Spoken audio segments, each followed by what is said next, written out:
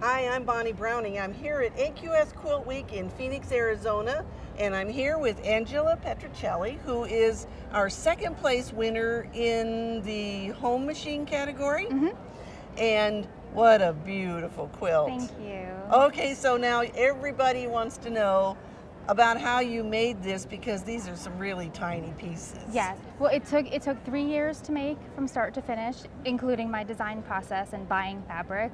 And since it was my first quilt, I figured I start with paper piecing because I can follow that straight line.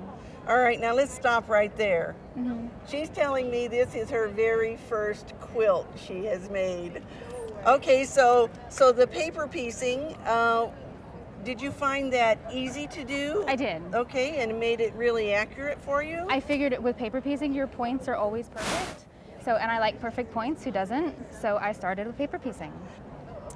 Well, now, there are a ton of fabrics in here. So tell us, if this is your first quilt, where did you get all these fabrics? Well, my husband travels extensively with his job, so he'd go to different cities, and wherever we'd go, I'd go to the local quilt shop, and you want to support your local quilt shop, so I'd buy something, which usually was a charm pack. So that's where I got. And plus, I stole blocks of fabric out of my mother's stash. Out of your mother Yeah. is a quilter too, so Yes. this isn't totally new to you because your mom's done a lot of quilting. And I've watched her sew. Yeah, and every time my machine would beep and make a noise, I would call her and be like, "What's wrong with it?" Yeah. Well, and so if you were buying charm packs, those are usually 5 inches square. Yes. And so that probably has to do with why these pieces are as tiny as it is. The pieces are actually so tiny. I started with the squares on squares because it was the easiest thing for me to draw up.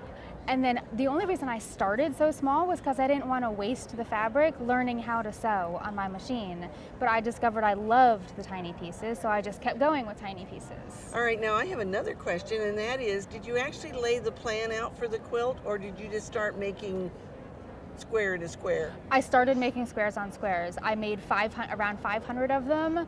I think I only used 366 in here, so I still have lots of extra. But after that many, I was tired of making them, so I wanted to put them all into a medallion quilt.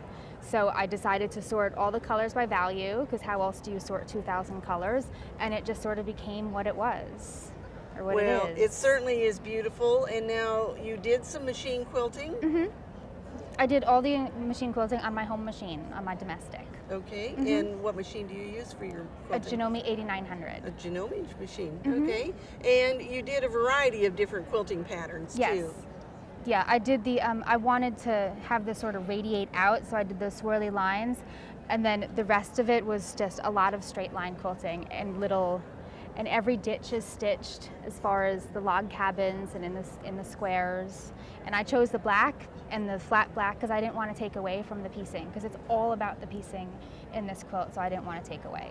Okay, so if this is your first quilt and this is pretty large, did you go in and do the in the ditch quilting first? Yes. To stabilize it all? Because I actually spread it out on my garage floor. I used 1,500 safety pins to stabilize it because I did not want it to shift.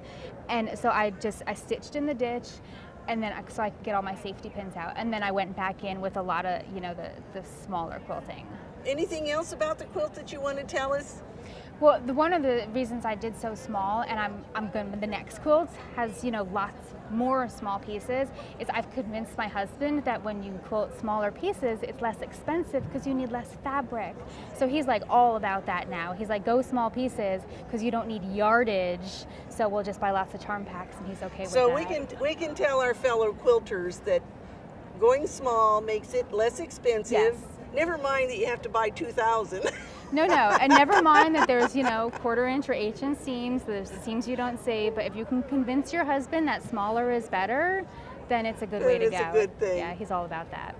Well, it's certainly a beautiful quilt, Angela, Thank you. and you're certainly deserving of a winner here at AQS QuiltWeek. Thank you. And we just hope we'll see a whole lot more quilts from you, and we hope we'll see quilts from you as well, because you know what? You can't win if you don't enter. That's Isn't that right? And a beginner can do it. You just have to have a really good seam ripper and lots of extra fabric. Tell us how many hours you spent with a seam ripper. Probably around 4 months of those 3 years was spent sitting in front of my television just ripping out stitches, especially when I got to the quilting. I'd quilt some, rip it out because it wasn't good enough, and then quilt some more. So until I finally got good at it. So you need a machine, you need a stash of fabric. They can just be 5-inch squares, and you need a good seam ripper.